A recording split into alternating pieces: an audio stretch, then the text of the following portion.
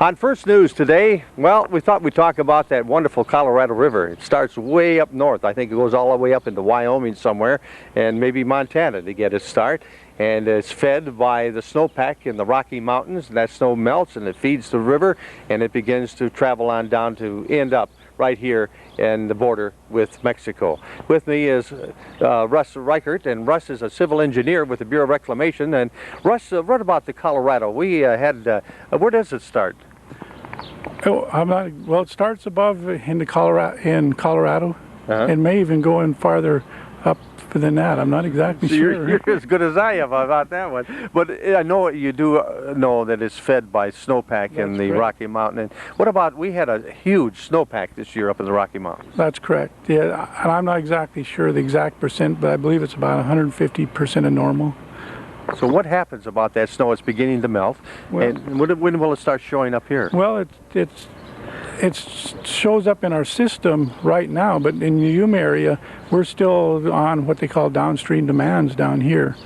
So the only time it would show up here is if they started making releases to make room for it, and at that time they haven't. Now we have a lot of dams along the Colorado. I think there's 20 more dams, 20 or more dams up along the river, but all of these are used to control the flow of water. That's correct. They all control, they hold back the water for irrigation and power, and then flood control. And of course, for the folks that live along the river that need water to have city water, also take water from the Colorado. That's correct. From Hoover Dam all the way down here, all the cities and irrigation districts all take water from the Colorado River. Now, there's been talk, Russ, about the possibility with the big snowpack we had, and you mentioned well over 100% of normal. Is there a possibility we could be flooded down here in Yuma this year? I don't believe there's a possibility we'd be flooded. Our regional office handles the projected releases. They're evaluating the situations.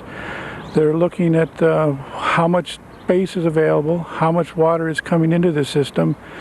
And they feel like later in January there may be some anticipated releases about what they had this previous January. Let's take a look at our waterfront down here. Do you think that the releases they have would be enough to, say, wash over the new beach we have down there?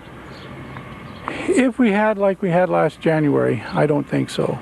If they went higher than that, then there's a very good possibility it would raise on the beach. What level are we looking at to really cause a high water here in Yuma? Well, we have to go on what we saw in January. They released 19,000 CFS from Hoover Dam, in which that was the amount that eventually came, I think we had about 14 to 15,000 reaching above Imperial.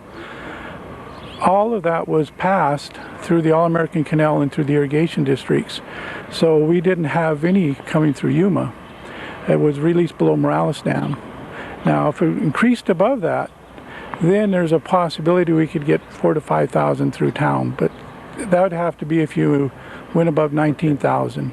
The Colorado River, most important to the farmers and to the cities and to everyone that lives along it and don't live along it, because we send that water a lot of places. I'm George Gatley, and that's First News Today.